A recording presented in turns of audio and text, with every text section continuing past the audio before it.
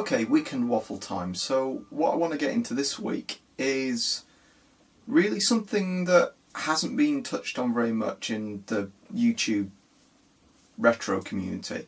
And it really ties in with how I got into retro the first time. So this is not retro games as in like when the Mega Drive or the BBC or the ST Amiga or whatever came out the first time, but this is almost the turn of the century when retro started to become more mainstream and it became a bit of a scene.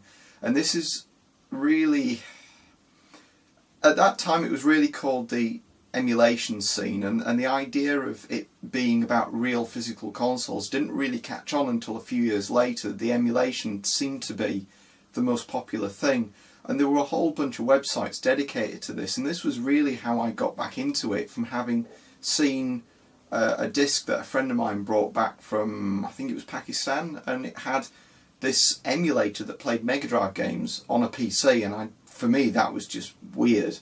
And I looked at it, and then about the same time, so this would have been about 1997, I first started using the internet, and then we finally got it ourselves at home, 6 months later. And I managed to find all this information on emulators. And at the same time, which was quite fortunate, there was an issue of PC Zone which started to cover this, and this was when legally emulation was a bit of a grey area. I think now it's a bit clearer, but then it was unsure about what you could and couldn't do given the age of some of these games, which really in retrospect wasn't that old. And I really got into reading about the emulation scene and what these developers were trying to do to bring back this era of gaming, which really wasn't that far away. We were still in the PS1 era, but yet there were still people hankering for these games. So what I want to talk about in this video is a collection of websites that I used to go to years ago, and I'd say still go to, but not really. I think a lot of them don't exist anymore. But what I've managed to do is track them down using the Internet Archive, and I've managed to find an archive copy of a lot of these websites from between 1997 and probably about 2001. And what I want to do is just show the sites and have a bit of a discussion about what they were trying to do. So some of these are news sites, things like emulation news, what was coming out at a particular time, what emulators were coming out, what was the next big thing. And I want to talk about some other sites like the comic sites. I don't think you really get this now, but there used to be a comic called Overclocked about the emulation scene, and it would talk about things that were really big and popular, and disappointments and expectations, etc. And probably the last thing is the Sonic retro community, which now has become more the Sonic hacking community, where people take ROMs and do things with them, add extra levels and change things. But what this was about was trying to discover the Sonic 2 beta, which was found at about the same time, and this really kicked the whole thing off, that there were Sonic games with extra bits of code in them from prototypes that never made it into the final game, and there were all these screenshots floating around from publicity material of things that never appeared in the final product. And there were a few websites that really started to get into this. I think it's a bit more well documented now, but I want to just get into what I used to see when I was younger and the excitement that came out of this. There was a lot of possibilities, and I think now it is what it is. I think we've found everything that needs to be found, but at that point there was still all these possibilities. So what I'll do is stop waffling and just get into showing these examples as I remembered them, because we've got the Internet Archive, so we can do that, which is great.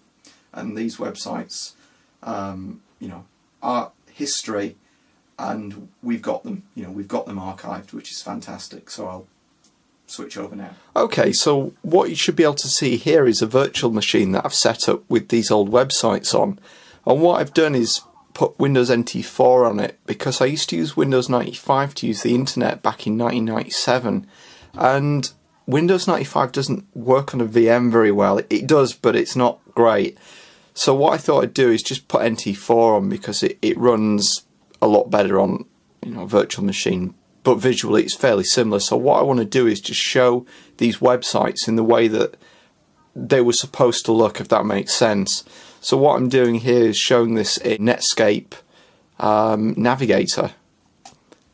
I'm thinking Navigator and it says Communicator. So yeah, Communicator was their browser software. Or was Communicator the suite? I forget which it was. I think Communicator was the suite and Navigator was the browser. It's been a long time. So this is running 4.8. I did try using Netscape 3, but some of the pages didn't render correctly, and pretty much all of them I've had to turn off the JavaScript because it crashes.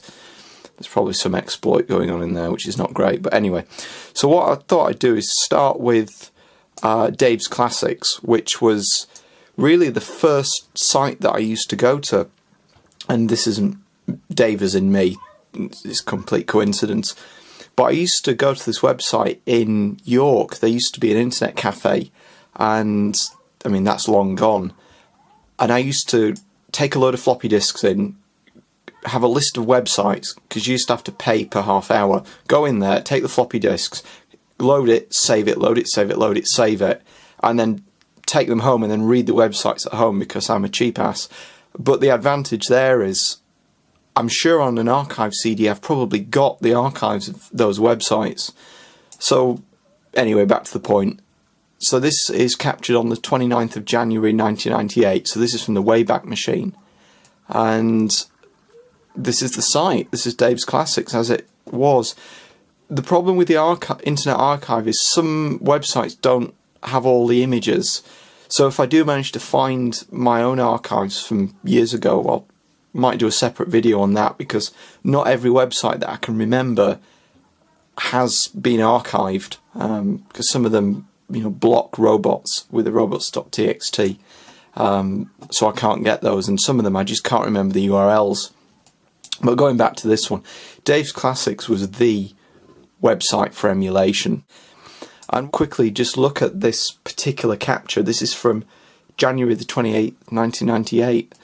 And you can see here that they're talking about, you know, MAME, SNES, 8-bit computers, some of the 16-bit computers.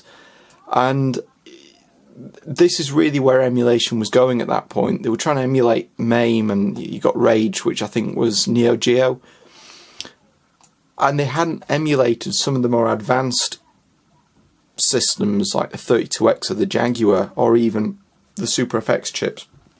Sometimes it was because they hadn't been reverse engineered. But in the case of, you know, SNES 9X, in 1998, we used to have a Pentium 1 running at 200 megahertz, which was pretty good even then, and that had 64 megabytes of RAM, and it just about ran a Mega Drive, but the SNES just ran like a dog.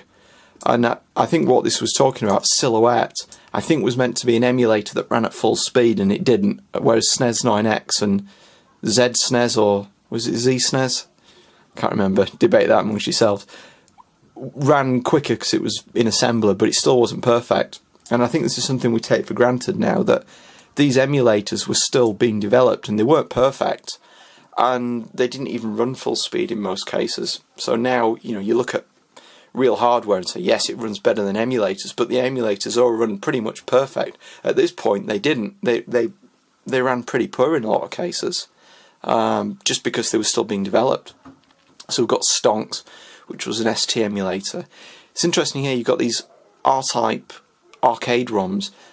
You probably notice here it's added as in they're hosting them, which I'll come back onto, because the legality of ROMs is as well, it's slightly grey now, but back then it was a bit of a Wild West frontier.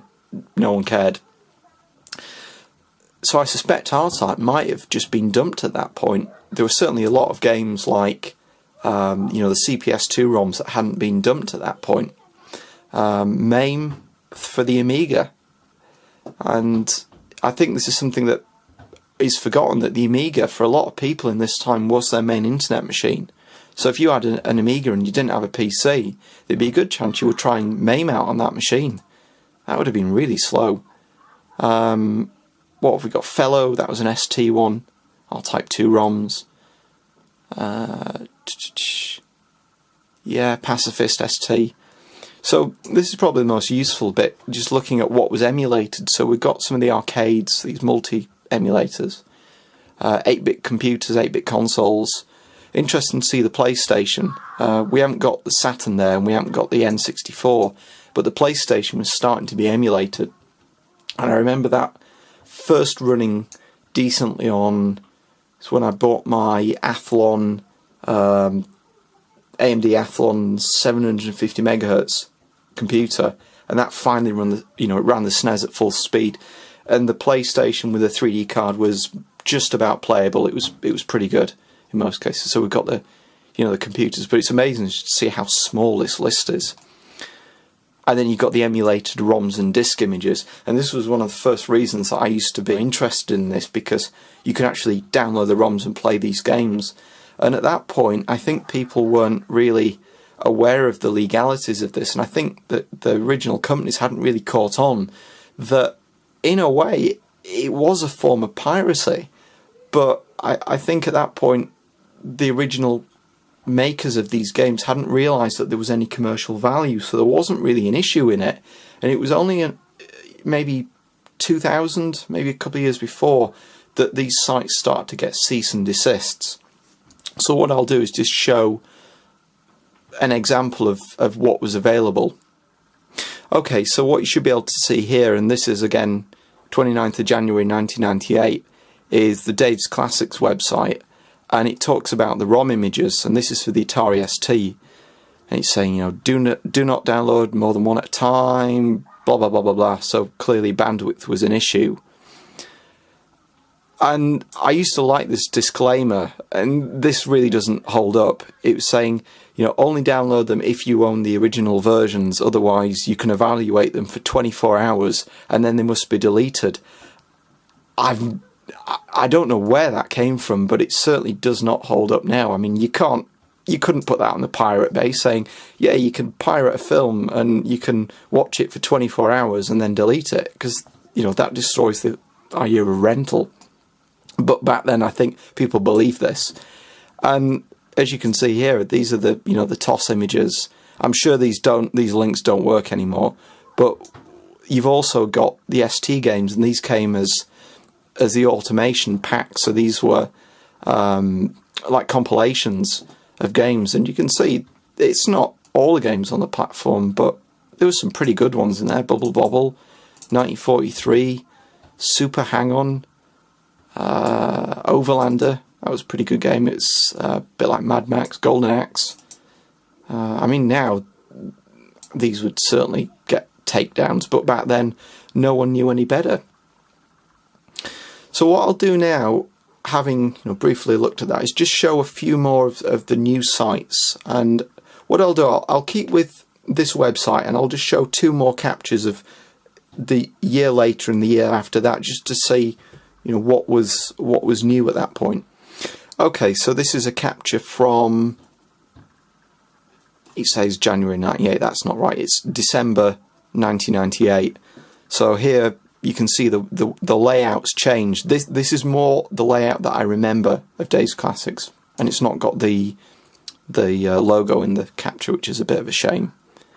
But you can see here, if you look at on the right, some of the archive, VGen, which was an Mega Drive Genesis emulator, it's just starting to support the Mega CD, but that would have run really slow at that point.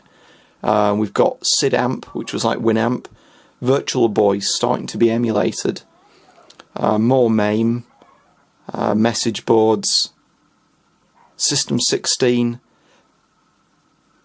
This was, yeah, the System 16 was one of Sega's arcade boards. So you're starting to get into your it's almost like 2D but more advanced in the Mega Drive. So this is getting onto your sprite scaling, but not quite as advanced as Model 1 with Virtua Racing, Virtua Fighter. So we're talking about here with, well, not we, they, Master System, so registered users. So this was a point where sometimes emulators were shareware and not free. I think we take it for granted that emulators now, in a lot of cases, are open source, but at that point, they weren't. They were proprietary. So Game Gear, Visa modes, so we're talking about DOS as well. A lot of these emulators were DOS-based, not Windows-based. Another ROM being dumped, Virtual Fishing. I'm not sure if that was homebrew or whether it was a real game. I suspect it was probably a commercial ROM. So these were still being dumped. Namco System 1. I forget which one that was. I think 21. System 21 was Ridge Racer, rather. So that must have been very old. Caprice, Amstrad CPC emulator, version 0.05. More MAME. Actually, most of this is MAME. You can just see how, mature that emulator is. It's been going years. I won't say 20 years, but not far off. Neo Geo emulator in development. Trying to think what. Deparm. Never heard of it. But I wonder if, we'll come across an emulator here which is in its alpha version that ends up being a, the de facto emulator. Something like Gens on the Mega Drive came out of nowhere and it became the emulator that everyone used, whereas at this point people were using the Genesys emulator, which ran really quick, given the hardware. I used to run it on a 486 and it was alright, it wasn't too bad. Yeah, so I think more of the same, really. And the last one from this is Vintage Gaming Network, which is what Dave's Classics became. And this is November 1999, so just before the turn of the century. So Hugo, that's DOS-based PC Engine emulator. So this is still... Oh no, it's version 1, so it's probably quite mature, but I think they're still trying to add CD support to it. More MAME. Pagan, this was N64 emulation that was just starting. NES. Yeah, Linux. Oh yeah, I remember mucking about with SVGA. That was a real pain. What have we got? Steroid. OpenGL graphics.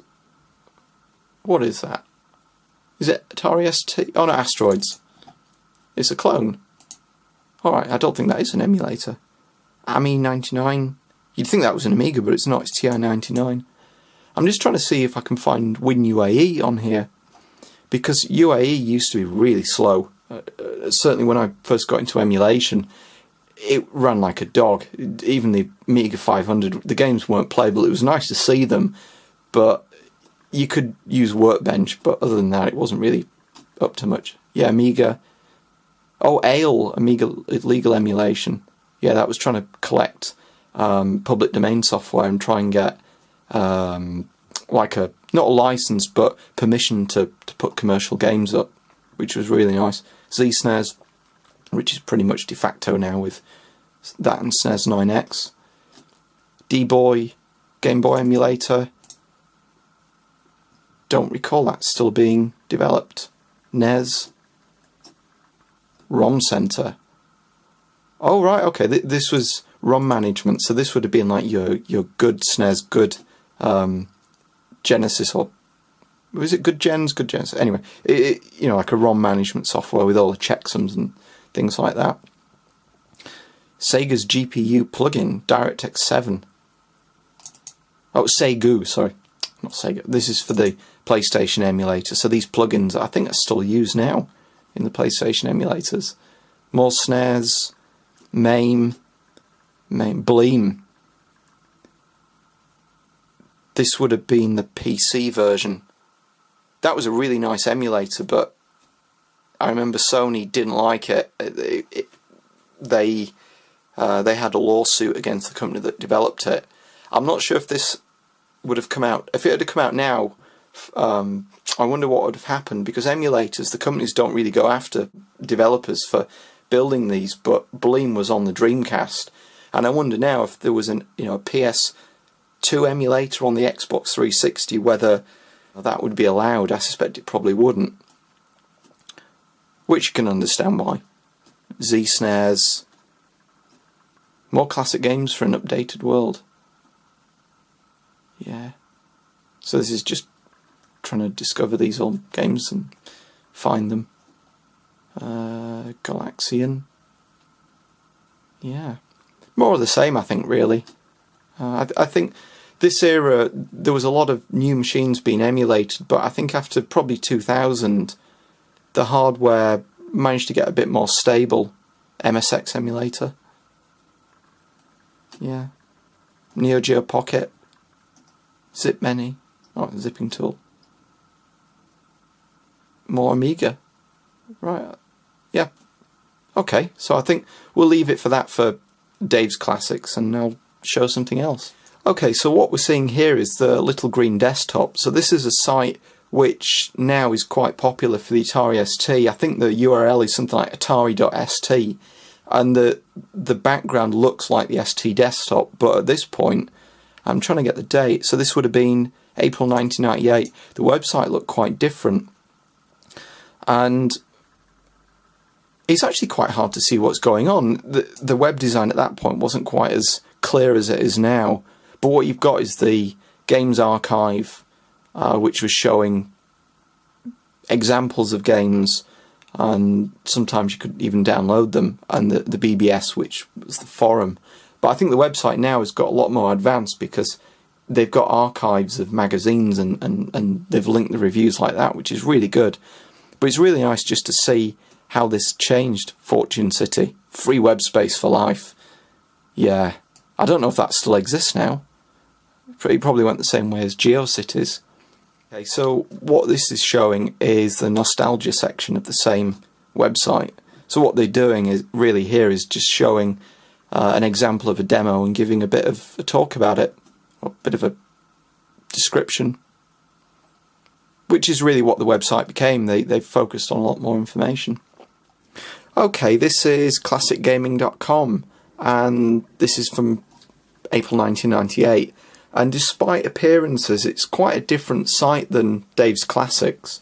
And what this really used to do was it used to host smaller websites, and a lot of these used to be what was known as shrines. And I suppose the best way to describe them was, now you've got Wikipedia, so if you look at an old game or an old system, there's a definitive page where people can collaborate. But at this point, you didn't really have that. So this site was quite good for having a Castlevania page or, that kind of thing, which I'll show.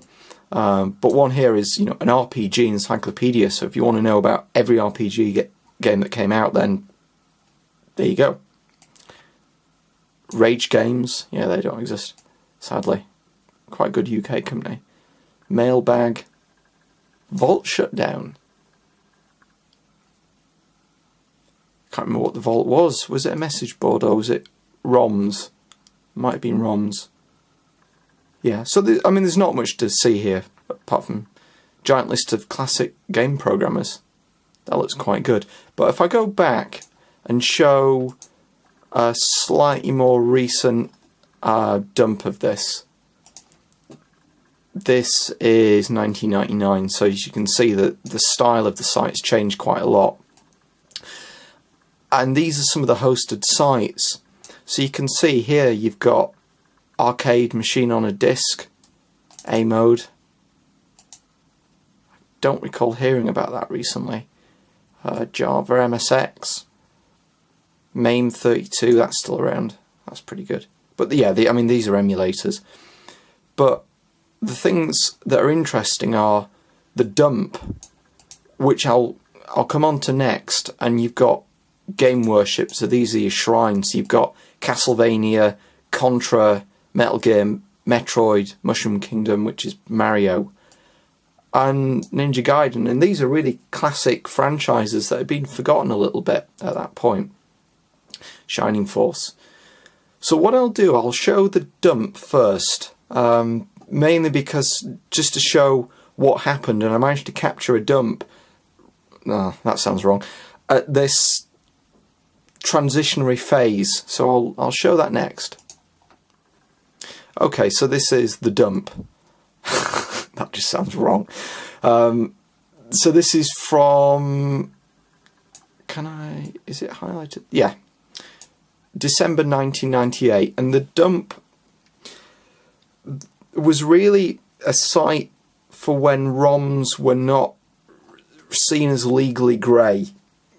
The dump was really good because you could just get all your Mega Drive ROMs from here, but this was given a cease and desist.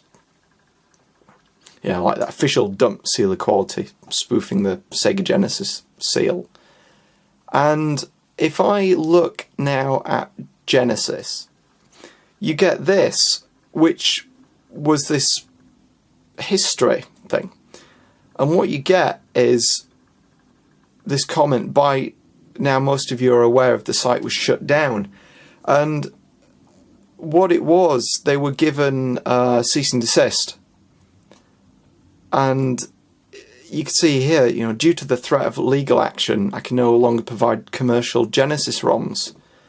And I would say for a long time, there was a almost like a change overnight for ROMs being something that you would readily host on your own website, or you would link to from forums, to being something which was seen as a bit of a contraband, that you would never, if you put up a legitimate site, you wouldn't host ROMs, you wouldn't link to ROMs, and you would discourage almost like discussion on them on the forums, which became a bit of a double standard, because you're talking about emulators, but in reality people are going to use these ROMs on them, and it became a case of talking about homebrew and legal emulation, whereas in reality a lot of people were having these ROMs, and it became, I suppose, what it is now, that the emulators were okay but the ROMs weren't. And I think it paved the way for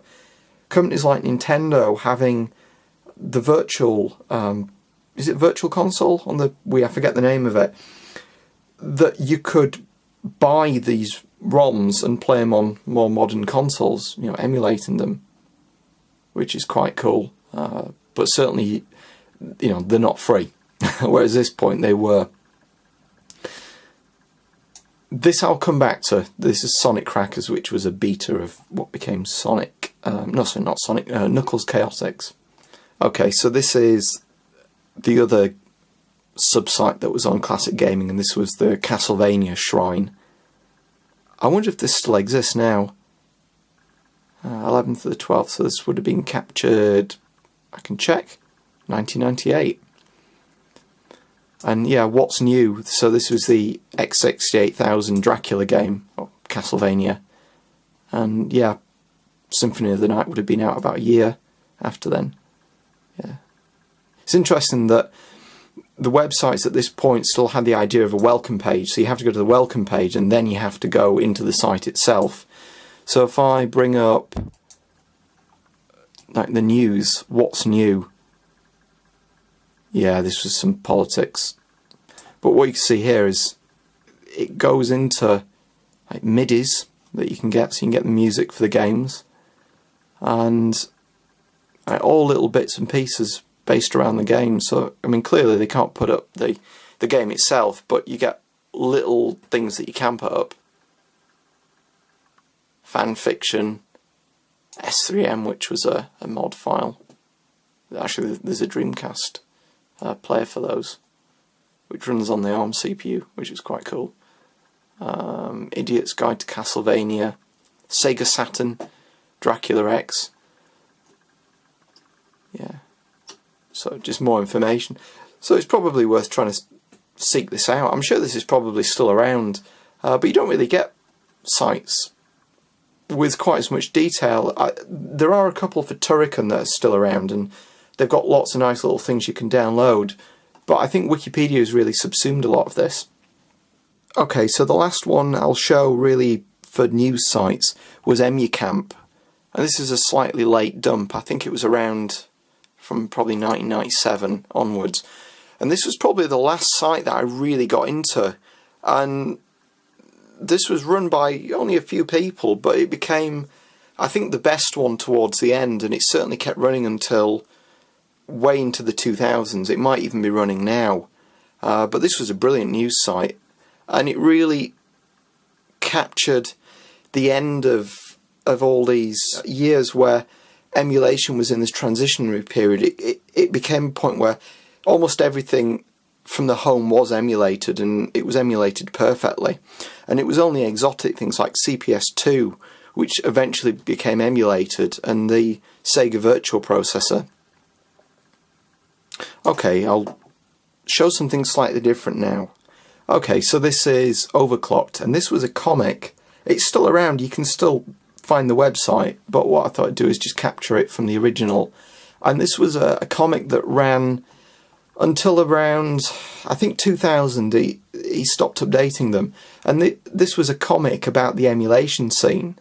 And it really captured a lot of the expectations and a lot of things people were looking forward to, and perhaps, were waiting for years and didn't happen, and then eventually did.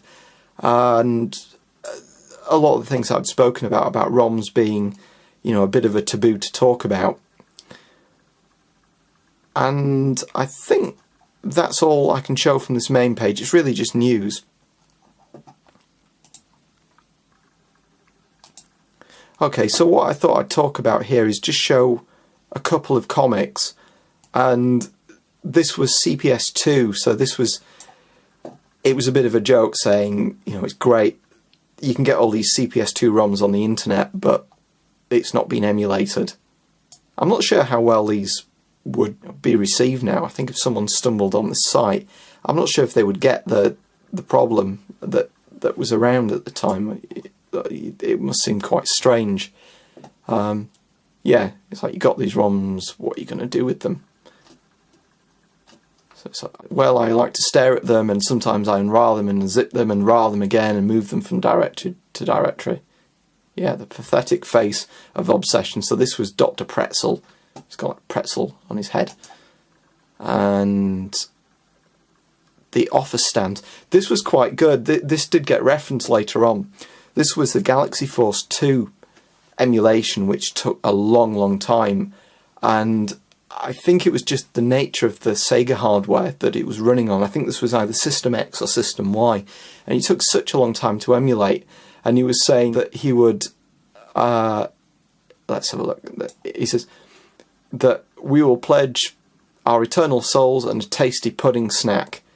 And I think in the end, when it was emulated, there was an exchange of some kind of pudding. And I think this was done in 1999, so we would have been probably about 4 or 5 years away from it being emulated, but clearly Galaxy Force 2 was emulated, and now you take it for granted. But as you can see, there was such an expectation for that, and that you couldn't emulate it, and you couldn't play it unless you're in the arcade. And this was, I suppose, the last one that I'll show. This might have been the last one that they did, and this was Emu Geezers, and I think this is capturing it well, saying, you kids today don't know how good you have it. We didn't have Super 2XI scaling and decryption for CPS2 ROMs. We played Mario at 5 frames a second with no sound, and we liked it. And that was just a few years ago. Yeah. So this would have been 2001. So it's weird to think from 1997 having this slightly flaky emulation to having it almost perfect in 2001 really marked the end of it being like a scene, because everything was done, and I think a lot of the excitement went away from it. And I think this ended up moving into people having physical machines and going for a more perfect experience. Because emulators, although they did emulate the hardware and technically they're perfect, the experience isn't quite there. So what I'll do now is show, I suppose as a last section, the Sonic scene as it was then. Okay, so this is Sonic Stuff Research Group. There were a few early sites that were around, and there was a lot of politics surrounding them, and a lot of them closed and then reopened and then closed and reopened. But probably the best one to look at now, if you are into this, is Sonic Retro, because it has a nice history of what happened. And what this was about was, there was originally a guy called Simon Y. I think he's still active. And he found on a Chinese ROM site there was a beta version of Sonic which had some extra things that weren't in the final game. And a lot of these sites really sprung up around that discovery, and I've got a capture of his original site which I'll show, but I thought I'd just show the Sonic Stuff Research Group, and this is from 1999, and this was really just ROM hacking, and you can see there you got, you know, ROM projects, Sonic 1, Sonic 2, Sonic 3 and Knuckles, and yeah, I suppose that maybe this isn't the best one to show, but you can see here you got fan-made games, Sonic CD, the betas that were discovered, extra levels that people have hacked in, and really just guides on how to hack these Sonic games and try and find things that you're not really supposed to see. And you got these theories and discoveries, and there was so much around this about, were these screenshots real, were they fake? So I'll just show that now. So probably the best site to capture this is The Secrets of Sonic the Hedgehog. So this is from October 1998, and as you can see you've got Sonic 1, Sonic 2, Sonic Plus, I'm not sure what that was, Sonic Crackers, which was a beta of what became Knuckles Chaotix. And what this is trying to show was early versions of those games that have been discovered and what's been found. So if we show here Sonic 2, you've got Hidden Palace Zone, and I remember at the time just thinking, wow, this looks brilliant, and these were, you know, very dodgy screenshots that people had found from old magazines, and from, I'm sure there was a Mega Drive that came out in the US that had a screenshot of the Dust Hill Zone, but there used to be, was it Wood Zone, Hidden Palace, Genocide City, and Dust Hill Zone from the Mega Drive Sonic 2. And finally, in the end, pretty much all the beta cartridges got dumped. But I remember seeing all these screenshots thinking, wow, this looks brilliant. Why wasn't this in the final game? And yep, so you've got the Wood Zone here. I have played a little bit of this. It only has, you know, 30 seconds of gameplay, but just seeing the screenshots. And I remember downloading these on a 56k modem and you know having to wait until 6 o'clock to do this.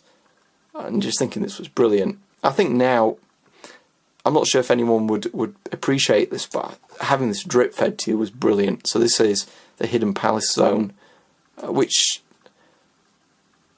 what was this? The site has been taken online. Disciplinary actions. Oh, don't know what happened to that. Maybe it had a cease and desist. This is all the same site. Green Hill Zone, so this is Sonic 1. I mean, that, if you look at the screenshot on the left, that is not in the final version. This is Green Hill on the Master System. It's dark with clouds, which looks quite different. Clock Irk Zone. Sparkling Zone. So these are all the beta versions of the original Sonic games and Sonic 1, Sonic 2. Yeah, so this is Dust Hill Zone on the bottom left. And the Hidden Palace. And Dust Hill, oh, politically that had so many arguments and flame wars over was it real, was it not? And this was the one that was on, it was either on a Mega Drive box or it was a leaflet that had information about upcoming games. So you get the screenshots, and if you look at the sprite, and this is where it goes way into too much details, but I used to find it fascinating, was the sprite is Sonic 1, but the game is meant to be Sonic 2, and there are bits of, like, is it the skull looks like Sonic 2, and it ended up being that this was a mock-up screenshot of what the game was going to look like, but it was ultimately dropped, whereas Hidden Palace was in one of the beta ROMs, and it is in the final version if you either hack the ROM or you get a Game Genie, but all the graphics are corrupted. But that was really cool to see. So the one I'll just finish on is the Sonic 2 page by Simon Y. So this was the original Sonic 2 beta page. And this was talking about how the ROMs were dumped, so a Mega Drive and a floppy disk. Frequently asked questions. I think that was the one. I think this cartridge was the one that was on Nickelodeon that was slightly different. So I think there's a video of that somewhere. And I remember Meme Machines had a video that came with it, a VHS, and that VHS had some material in there that wasn't in the final game. Certainly had a different title screen. So these are hoaxes. I was tempted to make one of these myself years ago, but I never got round to it. Yeah, I like that Sonic on the ball that was meant to be in the game. That looks like Ghouls and Ghosts. Fake Dust Hill. Knuckles in Sonic 2. Could you do that with Sonic and Knuckles? I can't remember. Yeah, that's from Sonic and Knuckles, but that's added on. Different coloured Sonics. Yeah.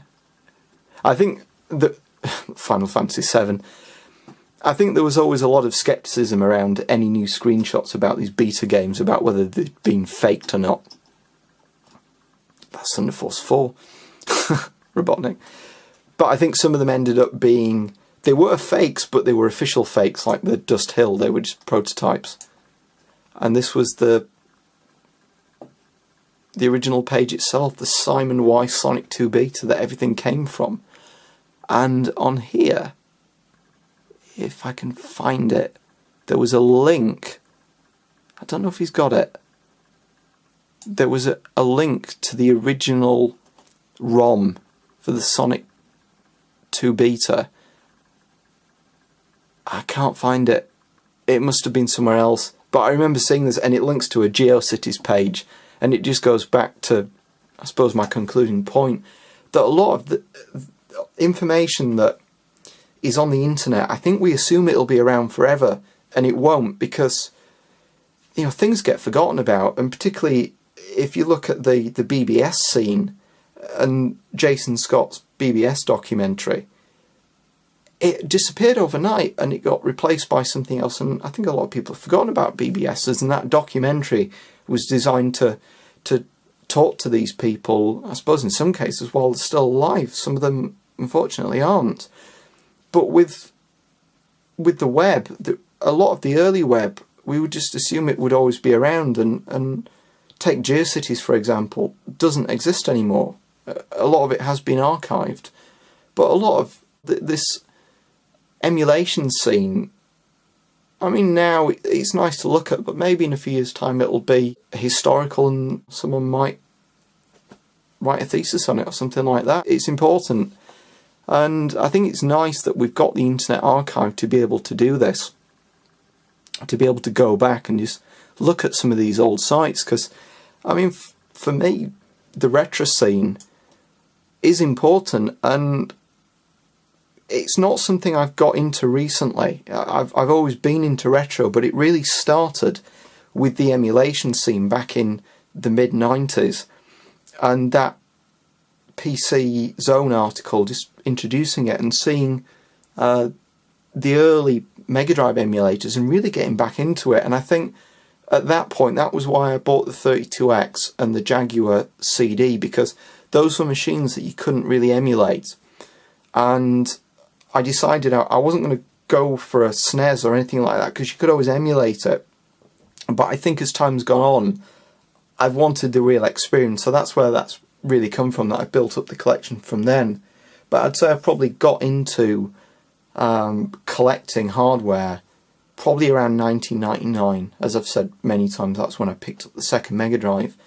But to me, this is what I think of when I think of how I got into retro in the first place, having, you know, the emulation scene, which is something that unfortunately seemed to die off after 2000, and it seemed that the CPS2 emulation was the last thing that we looked forward to. And I think once everything had been emulated, there was less excitement, and I think it became more about the games, which is nice in a way, but I think having this almost like a double standard about having ROMs, once you've completed all the emulators, you can't really talk about the ROMs, so there wasn't really a lot to talk about anymore. And I think having YouTube is nice, because there's a nice legal middle ground to be able to talk about these games and not worry too much about the copyright, as long as you're talking over the games and giving a commentary. And I think it's nice to be able to go, you know, to go on to that and see it as a continuation. So I'm sure I've waffled on for about an hour now, and I think I'll leave it there. But what I wanted to do is to just show really how I got into the retro scene through emulation, and I'm wondering if anyone else has got any stories on this, because I don't really hear many people talk about this time and these websites. So I'd be happy to hear and really encourage any responses either through text or video responses, and that'd be great. So thanks for watching. It's certainly been a long one, so I hope that if you've made it through in one sitting, certainly well done, but if not, you've found something in here that sparks back some old memories. So thanks for watching.